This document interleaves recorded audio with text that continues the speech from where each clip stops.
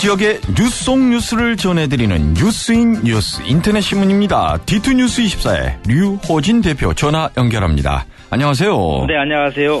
요즘 많은 분들이 가장 궁금해하시고 또 많이들 말씀하시는 게 신종 전염병 메르스와 관련한 얘기들인데요. 네, 그렇죠. 대전에서 처음으로 3차 감염 환자가 발생했다고 하죠. 네, 그렇습니다. 이 엊그제 2차 감염 환자가 발생했다 해서 이제 알려드렸는데, 전국에서 처음으로 2명의 이 3차 감염자가 이 대전에서 발생했습니다. 3차 감염자는 이 대전에서 첫 발견된 그 40대 남성하고 같은 병동에 있었던 70대 남성 2명인데요. 추가로 확진 판정을 받았습니다. 이 두 번째 발견, 그러니까 16번, 전국적으로는 16번째인데, 이 40대 남성이 지난달 22일 경기도 평택에 있는 모 병원에서 메르스 확진이 된 그 환자하고 같은 병동에서 진료를 받다가 대전으로 옮겨와서 한 6일 정도 입원 치료를 받았는데요. 이 입원 치료를 받는 과정에서 접촉한 환자가 결국 발생했다. 이렇게 볼 것 같습니다. 그러니까 격리되기 전에 이 병원 저 병원 돌다가 감염이 됐다는 거죠? 네, 그런 셈이 됩니다. 지금 이 40대 환자가 결국은 7일 만에 국가지정병원으로 옮겨졌는데, 이 국가지정병원으로 옮겨지기 전에 결국은 말씀하신 대로 진료를 2개 병원으로 옮기면서 받다 보니까는 그 2개 병원의 같은 병실의 환자라든지 보호자 또 면회객 이런 사람들과 접촉을 한 것으로 지금 확인이 되고 있는데요. 이 추가 확진된 그 2명의 이 3차 환자 가운데 1명 같은 경우는 이 두 번째 입원 치료실에서 봤던 어떤 대학병원 같은 병실에서 사용하는 환자라 좀 알려지고 있고요. 나머지 또 1명은 이 40대 환자가 처음에 입원한 병실에 있었던 것으로 지금 드러나고 있습니다. 네. 현재 대전에서 격리된 환자 어느 정도입니까? 네, 대전에서 이 메르스로 인해서 모두 지금 109명이 격리 치료 중인 것으로 알려지고 있습니다. 역학조사 결과 이 확진 판정을 받거나 또 의심 신고가 접수된 환자의 가족이나 친지, 지인, 또 이들을 치료한 의료진과 또 접촉한 어떤 24시간 모니터링을 받는 시민은 지금 109명인데요. 이 가운데 대부분은 지금 자택 격리 중이고요. 이 소수만 병원에 있는 것으로 파악이 되고 있습니다. 이 가운데 초중고등학교 학생은 현재 없다는 것이 이제 보건당국의 설명입니다. 자택에 격리 중인 시민에 대해서는 우선 하루에 한두 번 이상 전화로 우선 고열이나 기침 여부 등을 지금 모니터링하고 있고요. 연락이 안 되는 자택 격리자는 없다. 이렇게 밝히고 있습니다. 예. 메르스 감염 관련 병원에 환자 이동 제한 조치가 내려졌다면서요? 네, 그렇습니다. 이 부분도 지금 전국적으로 대전이 지금 처음인데요. 어제부터 대전 시내 한 병원에 대해서 이동 제한 조치가 내려졌는데요. 보건당국에 따르면은 질병관리본부에서 어제 오후 2시에 대전의 한 보건소에다가 해당 병원에 대한 이동 제한 조치를 시킨다는 내용의 공문이 좀 내려보내졌습니다. 효력은 어제부터 이제 적용이 됐어요. 이 병원에 지금 입원해 있는 100여 명의 환자들이 지금 이동이 제한되고 있고, 의료진은 이미 격리된 상태에 있는 상태입니다. 왜 이런 조치가 내려진 것인지, 그리고 다른 환자들은 어떻게 되는 것인지 설명을 좀 해주시죠. 네, 우선 해당 병원은 이 16번째 이 환자, 아까 40대 환자인데요. 이 16번째 환자가 입원했던 곳인데, 이 환자와 같이 병실을 썼던 환자 가운데 메르스 감염 의심 환자가 좀, 그러니까 감염자가 나왔고요. 또 진료를 담당한 의료진도 같은 증세를 보이다 보니까 이걸 확산을 막으려는 이제 조치를 해석이 되는데요. 지금 이렇게 조치를 취해 내려진 병원은 이곳이 지금 하나인데, 새로 병원을 찾는 환자는 외래 진료는 받을 수 있지만은 입원은 할 수 없게 되겠고요. 또 현재 입원해 있는 환자는 앞으로 최소한 15일 동안은 퇴원을 할 수 없게 되다 보니까 입원 환자들이 지금 반발이 예상이 되고 있습니다. 보건당국에서는 의심 환자가 발생할 경우에 즉각적으로 대응하기 위해서 이런 이동 제한 조치를 내렸다 이렇게 설명을 하고 있습니다. 메르스 불안감이 확산되고 있는데 일부 지역에서는 학교의 휴업이 결정되기도 했죠.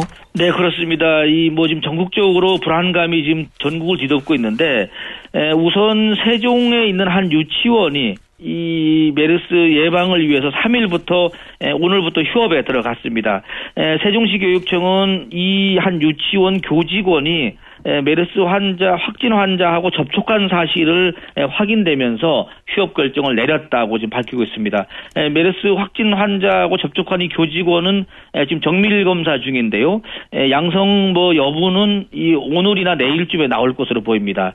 이 교직원이 지난달 23일 날 경기도 한 병원에서 노안으로 입원한 그 아버지를 병문했는데 이 아버지가 지난 2일 날 메르스 확진 판정을 받은 상태입니다. 이 외에도 경기도 지역에서도 이 첫 번째 사망자가 나왔었는데요. 사망자가 이 치료를 받던 병원의 인근 초등학교 유치원에서 47곳이 지금 휴업에 들어갔고요. 충북 지역 역시 한 초등학교가 지금 오늘부터 휴업에 들어가는데 이 학교 같은 경우도 교사 한 명이 메르스 확진 환자하고 접촉한 것으로 알려지면서 결국은 학교 측이 그러니까 지금 이 휴업을 들어간 상태라고 합니다. 이게 근데 이 학부모님들 탓을 할 수가 없는 게 학부모님들 입장에서는 화들짝 놀랄 만한 얘기거든요. 지금 이 당국에서 이 지금 병원도 지금 밝히지 못하게 지금 돼 있고요. 어떻게 보면 지역도 지금 드러내지 못하게 돼 있다 보니까 사실 깜깜이 속에서 일반 학부모나 시민들이 불안할 수밖에 없고요. 그러다 보니까는 특히 이런 이 병원이라든지 근처에 지금 아름아름 막 지금 SNS 퍼지다 보니까는 더더욱 이 불안감을 퍼뜨리지 않느냐 이렇게 얘기도 나오고 있습니다. 아니 어떤 병원은 그 해당 음압병실 있는 해당 병실 안 가려고 사표까지 내는 병원도 있다고 하는데 아니 근데 기자들은 취재할 때 어떻게 합니까? 전화 같은 걸로밖에 못 할 것 같은데요. 네, 어제 그래서 이제 기자들끼리도 이제 SNS를 통하고 또 카톡방에서 여러 가지 지금 이제 대화를 나누는데 이러다 보니까는 기자들도 병원 취재를 현장 가기가 상당히 꺼리는 상황이라고 합니다. 그래서 어떻게 보면 이 영상을 찍는 방송사 같은 경우는 현장을 안 갈 수가 없겠지만은 일부 이 페이퍼 기자들 같은 경우는 거의 전화 취재를 하다 보니까 오히려 병원 같은 데서는 전화기가 좀 불통이다 이런 얘기도 지금 나오고 있는데 그만큼 불안하다는 것을 드러내는 것 같습니다. 그리고 가도 그 근처만 갈 수 있는 거지 해당 병실이나 이쪽을 취재까지 할 수 있는 건 아니니까요. 네, 그렇습니다. 좌우지간 각별히 주의하시길 바랍니다. 유 대표님? 네네네. 말씀 잘 들었습니다. 네, 감사합니다. 네. 디투뉴스 24의 류호진 대표였습니다. 네, 플러스 뉴스 시간입니다. 오늘 워낙 이 메르스 3차 감염 환자가 발생되다 보니까 대전 지역이 좀 화들짝 놀라서 대부분의 신문들이 이 뉴스를 지금 대체적으로 다루고 있는데요. 이것 외에 조금 더 살펴볼 것은 시내버스하고 양보 운전을 갖고 싸우던 50대에게 벌금 300만 원이 선고됐다 이런 소식도 있습니다. 이런 거 종종 보죠. 그 버스가 사람 승객 실다 보니까 좀 쉬어지기도 하고 하는데 그거 갖고 꼭 앞에 가서 차를 못 가게 막고 나와서 시내버스 운전자하고 티격태격 싸우고 하는데 참 꼴불견이다 했는데 법원에서 300만 원의 벌금을 내렸다고 하네요. 그리고 4년간 곰 모양의 복면 강도를 하고 한 110차례에서 절도라 그러는 강도라 그랬네요. 했던 40대가 붙잡혔다고 합니다. 근데 이 40대 강도는 자신의 어떤 이 신분을 보이지 않게 하기 위해서 이 복면 쓰는 것을 본인이 직접 만들었는데 그 모양이 곰 비슷했다고 합니다. 그래서 형사들 사이에서도 이 복면 강도 얘기가 그동안에 많이 나왔는데요. 대전의 경찰이 1년간 추적 끝에 붙잡았는데 이 사람의 집이 대전역 주변이었다고 합니다. 그래서 대전역 주변에 거주하면서 서울, 경기, 부산, 울산 이렇게 전국적으로 이 대중교통을 이용해서 왔다 갔다 했었다 이렇게 지금 나오고 있습니다. 대전시 교육청 외부 공모 첫 감사관에 전성규 씨가 최종적으로 선출이 됐는데요. 이분은 대전시 교육청 총무과장이라고 합니다. 김상섭 한기대 교수가 제14대 한국강구조학회장에 선출이 됐다는 소식도 있고요.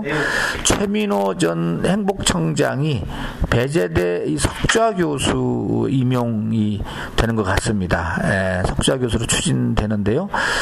다음 학기부터 지방자치를 강의할 예정이라고 합니다. 오원균 인성교육 범국민실천연합 대표, 상임대표, 인성교육 인증급수 특허를 출원했다는 소식도 있습니다. 최만용 한국표준연구원 박사팀이요. 60m 거리에서도 얼굴을 확인할 수 있는 CCTV를 개발했다는 소식도 있습니다. 사진작가 덕산 이운영 선생이 3일부터 9일까지 서구문화원에서 전시회를 갖는다고 합니다.